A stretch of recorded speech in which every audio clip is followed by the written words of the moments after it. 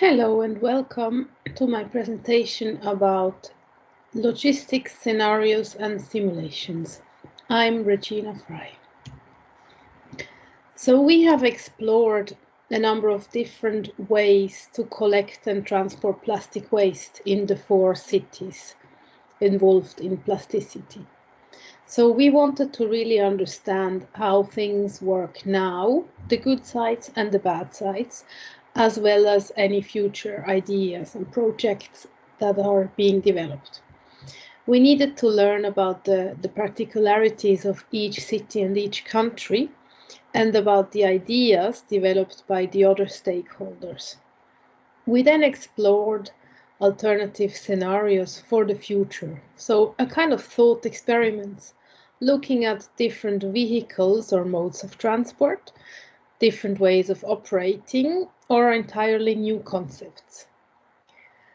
Afterwards, we developed some simulations, which are somewhere between reality and a hypothetical future idea, and it should help stakeholders make better decisions about their logistics systems. So to do that, we needed to understand the particularities of each city, their constraints, the goals of the stakeholders, and anything other that is relevant to how logistics function.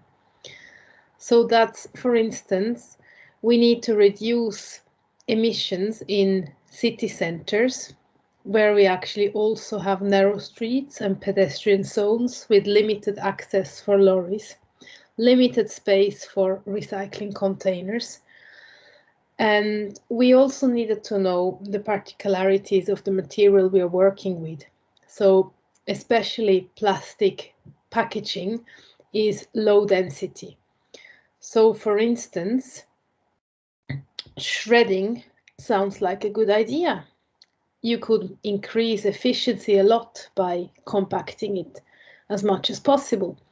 However, plastic needs to be sorted carefully, and that's best done by specialists at a recycling plant.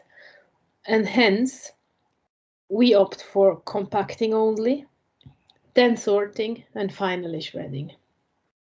Also, legislation varies across countries.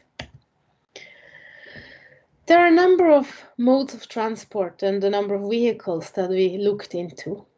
So I noticed that all 4 cities have rivers or canals.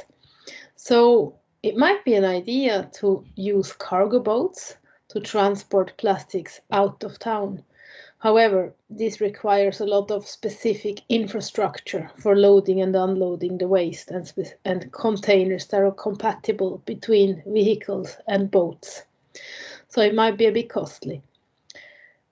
On the other hand, The Hague and Ghent both have tramways, and tramways are being used in other European countries, other European cities, for transporting waste.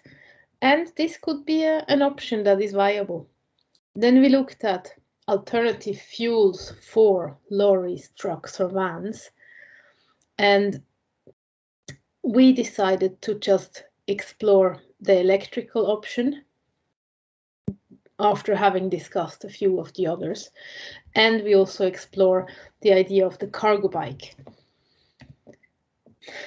Other things that we need to bear in mind or that we could explore is that collection of recycling makes the most sense if it is smart, so if it is directed.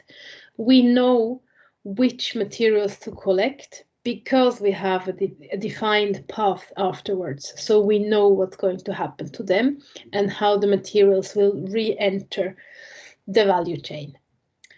There are also developments that are encouraging, like automated sorting capability for plastic waste is being developed. Barcodes or RFID can be used for easier sorting and traceability. Or we could even explore some futuristic ideas like autonomous vehicles, maybe, to collect waste. So for the simulation then, in Douai, we're working with containers that require a lorry to go take it and empty it at the plant. So we cannot do a type of milk run where we go from one place to another, because each container needs to be emptied by itself. The only way to make it more efficient is to add a trailer, which can indeed considerably reduce the distance traveled, the time needed, and the emissions generated. So it can save costs, but it also requires investment into trailers, and drivers need driver licenses for being able to drive lorries with trailers. For Southend-on-Sea, we're dealing with mixed plastics as well. And here we have the idea of 10 mini hubs distributed across town, where the plastic is accumulated in similar containers as we saw before, as well as 2 milk runs for industrial areas with lots of different companies, where we explored the use of a Ford e-Transit, so an electrical Ford, and then our simulations will define the best frequency of collection. And here you can see a picture of a milk run where the vehicle goes around town and collects waste from different places. Then what we're going to do for The Hague is we're dividing the city into three circular areas, and for each area we can explore different vehicles. So for instance, a cargo bike in the city center, an electrical van in the middle zone, and in the outer zone potentially a big lorry that might be hybrid or diesel operated. And we will see what difference it makes in terms of cost, time, distance traveled, and emissions generated. Finally, for Ghent, we are in the process of discussing the simulation concept, but we know that there has been a collection trial in another town, in Herentals, where different plastics have been sorted into 5 color-coded bags, and these could be transported together or separately. And we do know that the scenario will involve a hub by the river or by the canal. So we could actually use a cargo boat potentially. We could also use a cargo tram, and also the cargo bikes. So a variety of vehicles and modes of transport can be explored here. A few further thoughts. So the better the information and the data we have, the better and more meaningful our simulations will be.